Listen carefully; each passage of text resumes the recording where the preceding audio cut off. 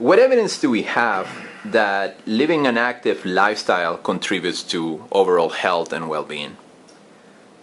Most of the evidence that we have is observational in nature, okay, but there is a fair amount of evidence. So the observational studies are large observational studies, so we can infer that this is pretty good evidence, but there's evidence that exercise definitely helps improve mortality, okay, so it reduces the risk of dying prematurely, and it's a dose-response relationship, which means that the more you exercise, the lower your risk, mortality risk, okay. It reduces risk of heart disease, it reduces risk of stroke, reduces risk of developing diabetes, reduces risk of developing hypertension or high blood pressure.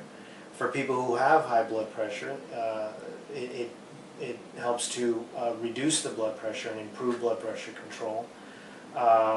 There's evidence that it may reduce the risk of certain cancers like colon cancer.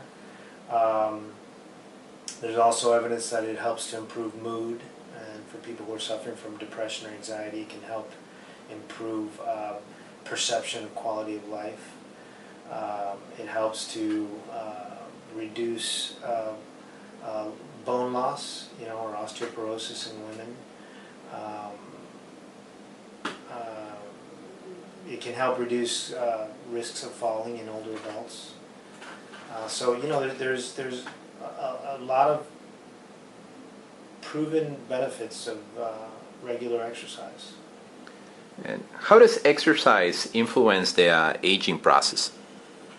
Well, that long list that I just went through is a great part of the reason why it helps people age better. Okay, people, if exercise reduces the risk of developing all these number of diseases, people are just going to age better. They're going to remain healthier throughout their life and have a better quality of life as they age.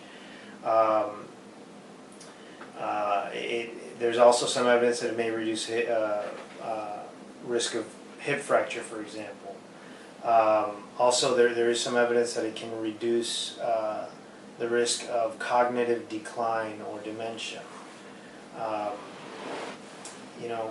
Elderly people who stay physically active generally age better. What advice will you give to people that are looking to stay fit and healthy? I think that I see in my patients very often it's not easy to become physically active on a regular basis. There's lots of reasons that people give for this, whether it be time or lack of fitness or boredom. My first approach is first of all, my approach is a very individualized approach. So I look at the patient in front of me and try to address issues that speak to them. So for example, a patient who has high blood pressure, we'll discuss why exercise can help improve the blood pressure and reduce their risk of having complications from that in the future. Or the same thing goes for diabetes or heart disease or osteoporosis. So I try to individualize to each patient. But on top of that, I think that people should not become daunted. Any amount of activity is better than none. That's also been demonstrated.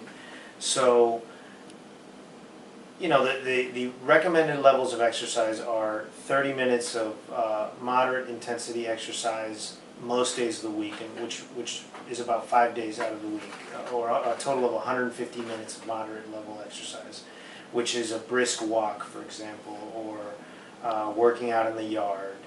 Those activities qualify for moderate level activity. But so that's if somebody can do that 30 minutes a day, 5 days out of the week, that right there has plenty of proven benefits. okay? But if that is too much for them in the beginning, I mean, even 10 minutes of walking a day, starting like that, and then gradually building up to 30 minutes a day is a good idea. The other thing would be it's perfectly fine to get those 30 minutes and break them up. So you work out, you walk for 10 minutes at some point, or 15 minutes in the morning, and then 15 minutes in the afternoon.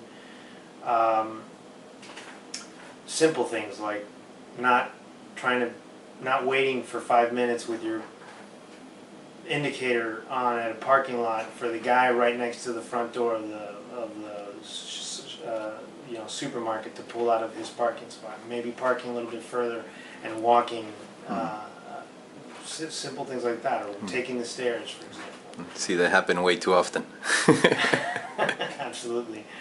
So the other thing that I think can be very helpful is group activities. So classes. People, sometimes people find it hard to become motivated to just go out on their own or exercise on their own, and they may find it easier to be in a group setting where other people can help to motivate them. What I found personally helps to motivate me, and this may work for some people, is to find an activity that requires you to maintain fitness in order to really enjoy it. I love spearfishing, or I love surfing. I mean, those type of activities.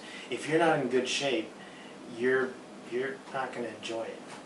And if you can find an activity that really requires you to maintain a certain amount of fitness, that can serve as a motivation to exercise on a regular basis.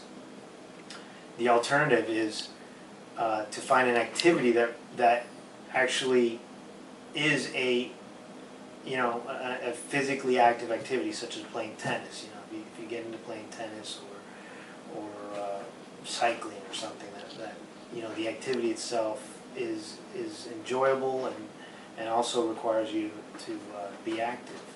That's another effective means of introducing exercise or physical activity into your life. Again, it really comes down to the individual and what motivates each person, and that's how I try to approach it with my patients.